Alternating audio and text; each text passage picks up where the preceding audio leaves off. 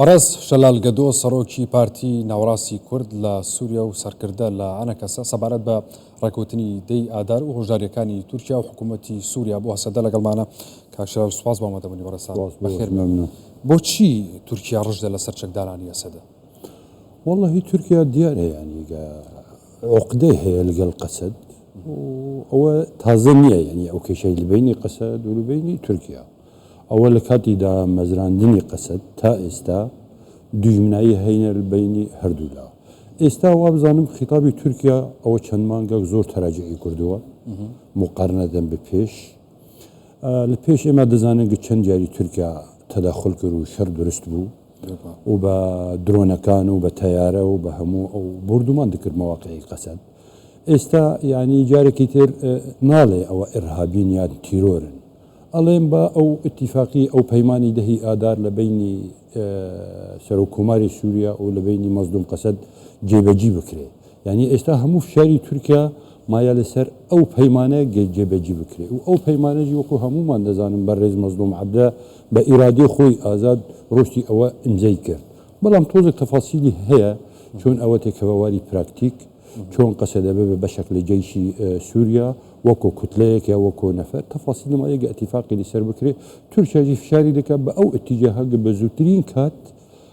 أو اتفاق أو لواري براكتيك جيبه أو تيجي صراعي منافسي لبين فرنسا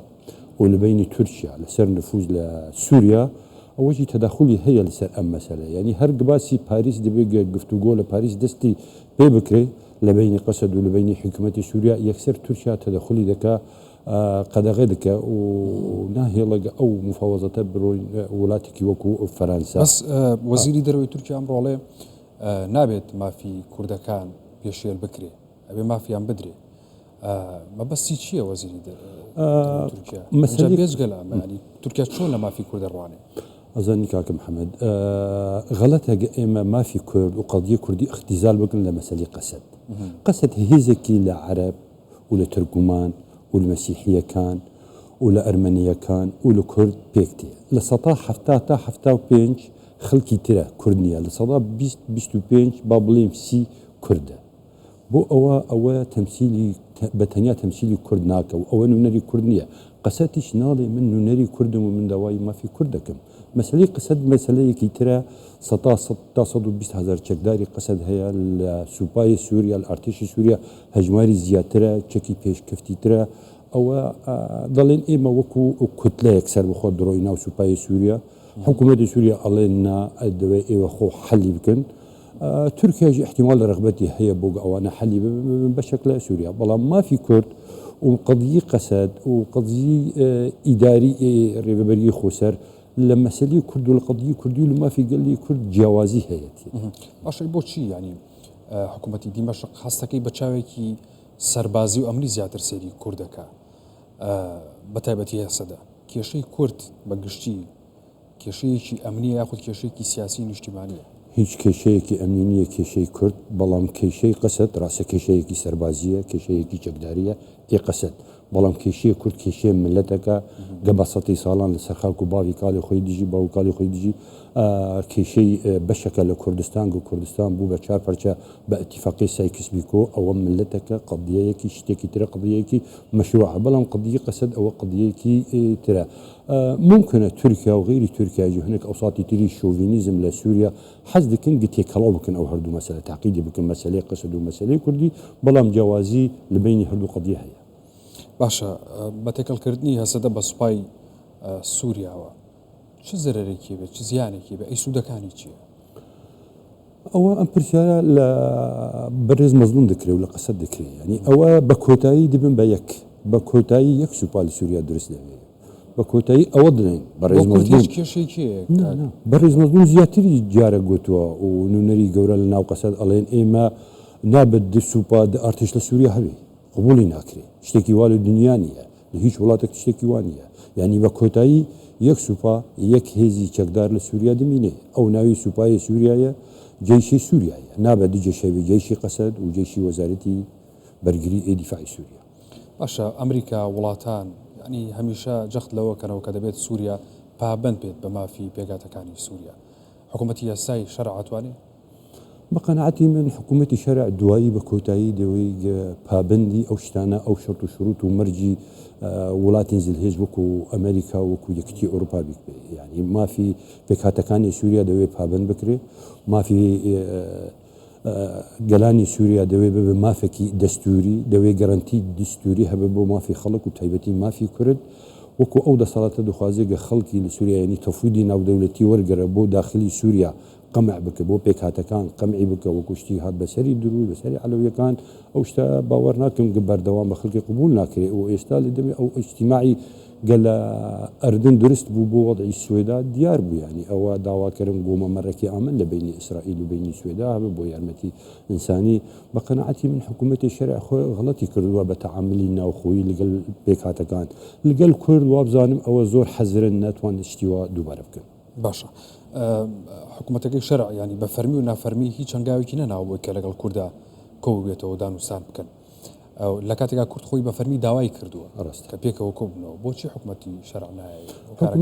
حکوومەتی شەرع تا ئێستا یعنی وەکو ئێستا پێش ئێستان باس کرد ئەوە لە تەفویدی خارجی حەزەکەی وەربگرە لە ئەمریکا و لە ئیسرائیل و خەڵکەکە وڵاتەکانی تر بۆ ڕەوشی ناوخۆ وەکو خۆی بەڕێوە ببە وەکو قەناعەتی خۆی وەکو ئیدئۆلۆژی خۆی بەڵام ئەوە بە جارێکی تر ناتوانن نیزامێکی تر ڕژێمێکی تری ئیستبدادی دیکتاتۆری ئەنتاجی بکرێت سووریەکان کاتی کە دەکەتن شۆڕەش لە ماوەی 15 ساڵ تا ئێستا بمليونان شهيد وبنابر دانان يعني نبغى نقول سوريا يكتني ديكتاتوري استبدادي رجيمي بشار اسد برو رجيمك الاول خراب تربيه باوري من سوريا كان قبولي لكن دوي همو خلق سوريا ببن صاحب ماف ودو سوريا ببولاتكي ديمقراطي اشكال شلال لاگەری نەگەشتن بە ڕێکەوتن یاخۆت جێبەجێ نەکردنی ڕێکەوتنامەی دەی ئادار هیچ مەترسیەک دروستە بێت بەنێوان هەسەدە و حکوومەتی سووریا طبعا دروست دەبێ بەڵام ماوەی جێبەجێکردنی ئەو اتفاقیە تا سەری ساڵە هین چەند مانگێکی ماوە بە قەناعەتی من احتیمالە درێژ بکە سەری ساڵ تێپەڕە بەڵام بە کۆتایی ئەگەر ڕەوشوا بمینێ دەوی گو جێبەجێ بکرێ ینی ئەو اتفاقە دوی گوتێکە واری پراکتیک تەطبیق بکرێ مەجالی نییە ئاشکار شەلایان شتێک هەیە کە بەردەوام ئەمریکا فەڕەنسا وڵاتان پشتیوانی لە کوور دەکەن ڕاستەکە ینی ئەمە تەنیا لە چوارچێوەی قسەیان ماوەتەوە خودی شەنگاوێکی کردداری هەیە بۆ ئەمە نانا پشتیوانی لە کوور دەکەن و پشتیوانی لە قەسەدش دەکەن یعنی قەسەد وەکو هەمومان دەزان لە ساڵی 1970 دروست حاڵەتێکی دەولی بوو ئەمریکا قەسەد درستی کرد دامەزراند و مەسەلەی کوردیش ینی کورد لە پێش هەموو پێکهاتەکان زەخەمەکی ناودەوڵەتی هەیە داعم بۆ کێشی کورد بۆ قەدیە کورد لە ڕۆژئاوایی کوردستان کەس ناتوانێت کورد پاشگوه بۆ خێجارێکی تر و کورد بۆ پێش 2011 بێماف و بێناسنامە و بێ شخصیە و بێگۆ بە شەریکی سووریا باش ئەو یەک دەنگێکی ئێستا لە ناو کووردا هەیە لەوێ ئەگاتە شوێنی خۆی یەک دەنگی وێکڕەنگی گەڵناو کورد درست بوو لە 26 مانگی ئیبریلی ڕابردوو تا ئێستا نەزەریە مخابن شتێکی لواری پراکتیک نییە هەمومان دەزانێت ژیگە پەیەدا و قەسەدە ئەوە کار و ئیشی خۆی دەکەن و شاندەکان دەڕۆن بۆ فەڕەنسا و بۆ دیمەشق و بۆ ئەردن و بۆ هەموو شوێنێک بەڵام ئەنە کەسە لە ماڵ دانیشتووە دەمەک بێدەنگە ئەوە ئەو شتیگە درست بوو ئەو یەکیتیگە درست بوو تا ئێستا نەکەتی وارەی پراکتیک ئێستا محاولاتی هەیە ناو ئەنە کەسەگە ئەنە کەسەژی ئەمتیلاقی بکرێ ینی پێویستە بەڕایی من ئەنە کەسە بڕۆی بەر و دیمەشق بڕۆی پایتەختی سووریا بڕۆی ئیش لە سووریا بکە وەکو کوردی عێراق لە بیری من لە بیرە تویشی ممکنە نازانم 2003 گرژێمی سەدام ڕوخیە هەموو کوردی عێراق ڕۆشتن بۆ بەغا حزبەکان ریجالدین ڕەوشەمبیر پێشمەرگە تۆزەک هەموو خەڵک ڕۆشتن بۆ بەغا ئیشکردن بۆ قبلیی کوردی سووریا تا ئێستا ماون ینی ئەوە سەری 8 مانگ ڕژیم ڕوخیایە بەڵام هەموو لە قامشلۆ کێشەی کورد هەل نابە سووریایی تازە لە دیمەشق ئاوادارکرد دەبێت ئەمە هەموو کێشەکانە ئەی ئەبێ چی بکرێت کاکشەلال بە قەناعەتی من هەمومان دوێ پێکەوە ئیش بکەن هەمومان دوێ یەک دەنگ و یەک ڕەنگ بن هەمومان دوێ بڕۆن بەر و بە دیمەشق هەموو سەرکردی حیزبەکان هەموو هێزی سیاسی دوێ بڕۆن بەر و دیمەشق بڕۆین هێزی نیشتمانی سووری ببینیم بڕۆین دەسەڵاتدارانی سووریا ببینیم بڕۆین یعنی سیلکی دیبلۆماسی ئەمریکیەکان تۆماس بەڕاک سەفیری ئەمریکا ئەوی تر وڵاتانی تر بەریتانیەکان هەمویان ئێمە ببینن ئەڵمانیەکان فەرەنسیەکان کیشی کورد لەگەڵیان باسی بکەن ئێمە لە ماڵ دانیشن و بخەون کاکە هیچ نابێت ئەوە نابێت ئێستا ئێمە بەشێک لە کورد او بشي انا كسا ماشي بشكل انا كسان مخابن تا استا او لا كونغري نيسان تا استا 26 نيسان تا استا هیچ حالكي انا كسن ما وباوريه من دم كتير انا كسا جاري كتير اقلع دكي بقوه ان شاء الله لا فيش الباش او كونغري ده هاتو كونغري انا كسا توزك ما واجا كونغر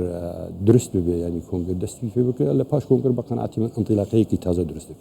بارس شلال قدو سروكي بارتي نوراسي كرد لسوريا وسركردا لأنك سسواز بامدبوني بارستان والله شو قال لك ممنون